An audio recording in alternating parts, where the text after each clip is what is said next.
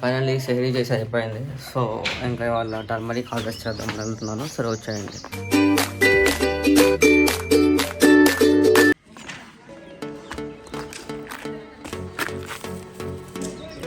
ఇవన్నీ ఊడిపోయినాయి.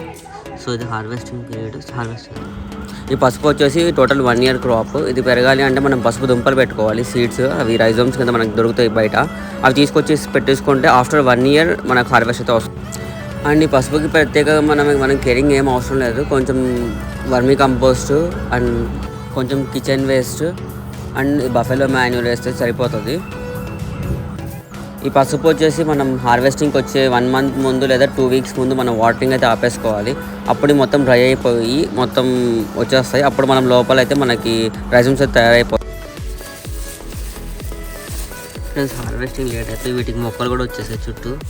ఇందులో మొక్కలు ఎట్లా వస్తాయో చూపిస్తాను. సో నేను హార్వెస్టింగ్ చేయడం లేట్ అయిపోయేసరికి ఇక్కడ వస్తున్నాయి చూడండి మొక్కలు. ఇలా వీటికి మొక్కలు కూడా వచ్చేసాయి. సో వాటరింగ్ ఆపేసిన తర్వాత ఇవి దుంపలు తీయడానికి చాలా కష్టంగా ఉంటుంది. ఎంత అంటే తీసుకుంటే వస్తున్నాయి కానీ మధ్యలో మొత్తం లోపలే ఇరుక్కుపోవడం విరిగిపోవడం అవుతుంది. సో ఇట్లా అయితే క్వాలిటీ తగ్గిపోయింది. ఇంకా అందుకని వాటర్లో అయితే కొంచెం తడిపేసి అంతవరకు అయితే తీస్తున్నా. ఇది తీయడం కూడా చాలా కేర్ఫుల్గా అయితే తీయాలి. ఫస్ట్ వాటరింగ్ చేసుకున్నాక కొంచెం అది తడిగా అయిపోయిన తర్వాత చిన్నగా తీసుకోవాలి. సో ఇప్పుడు వచ్చేసి ఫస్ట్ నేను దీని ప్లాంటేషన్ గురించి చెప్తాను. మీకు ఇక్కడ బల్బ్స్ కనిపిస్తున్నాయి కదా, అట్లాంటి బల్బ్సే మనం ప్రతి ఇయర్ మనం కొన్ని వాడుకొని కొన్ని మిగిల్చుకున్న తర్వాత దాన్ని మనం అయితే సీడ్స్ కింద పెట్టేసుకోవాలి. ఈ సీడ్స్ని వచ్చేసి మనం పక్కకు పెట్టేసుకుంటే అదేమైందంటే కొన్ని డేస్కి దాంట్లోనే మొక్కలు వచ్చేస్తాయి. అప్పుడు దాని పీరియడ్ స్టార్ట్ అయినట్టు. అప్పుడు మనం ఏం చేయాలంటే అవి తీసుకొచ్చేసి మొక్కల కింద నాటేసుకోవాలి ఒక్కొక్కటి.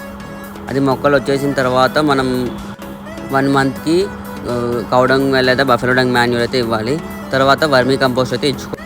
ఆఫ్టర్ 6 months మనం కొంచెం లూజ్ చేసుకున్న సాయిల్ కిచెన్ గార్డెన్ వేస్ట్ అయితే ఇచ్చుకోవాలి. అది లీవ్స్ కానీ ఏమైనా కానీ వెజిటబుల్ వేస్ట్ అంతా దీనికి ఇచ్చుకుంటే అది దుంపలు అనేవి బాగా పెరుగుతాయి. మెయిన్ వచ్చేసి ఇవి దుంపలు వస్తాయి కాబట్టి దీనికి మల్చింగ్ అయితే మ్యాండేటరీగా చేసుకోవాలి. మల్చింగ్ అంటే ఏంటి అంటే మనకి రంపం చెక్క పనులు చేస్తున్న వాళ్ళ దగ్గర రంపం పొట్టు దొరికిద్ది. ఆ రంపం పొట్టు అనేది తీసుకొచ్చేసి ఒక లేయర్ కింద వేసేసుకోవాలి. ఇక్కడ మీరు చూడొచ్చు హార్వెస్టింగ్ లేట్ అయిపోయి మొక్కలు వచ్చేసి కొన్ని అయితే లోపలే కుళ్ళిపోయినాయి, కొన్ని అయితే మంచిగా ఉన్నాయి. మనం మల్చింగ్ చేసుకోవడం వల్ల యూజ్ ఏంటి అంటే ఒకవేళ దుంపలు పైగానే పెరిగితే పైనుంచి డౌన్వర్డ్ అంటే సాయిల్లోకి వెళ్తాయి కాబట్టి దానికి మనం కవర్ చేయడానికి ఈజీగా ఉంటుంది. మనం తీసుకోవడానికి కూడా మనకు సాయిల్ అనేది లూజ్గా ఉంటుంది హార్వెస్టింగ్ పీరియడ్లో. ఇక్కడ ఈ క్లిప్ చూసుకోవచ్చు మీరు. ఈ దుంపలు అనేవి నేను అన్సీజన్లో వేసాను, అన్సీజన్లో హార్వెస్టింగ్ అయితే చేస్తున్నాను ఎక్కువ వాటర్ ఇచ్చి.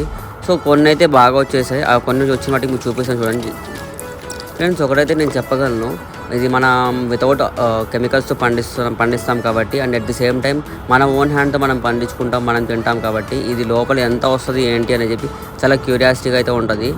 అని అది ఎంతైనా రానివ్వండి, కొంచెమైనా అని ఎక్కువైనా, కాకపోతే ఆ సాటిస్ఫాక్టరీ లెవెల్ అయితే వేరే లెవెల్గా ఉంటుంది.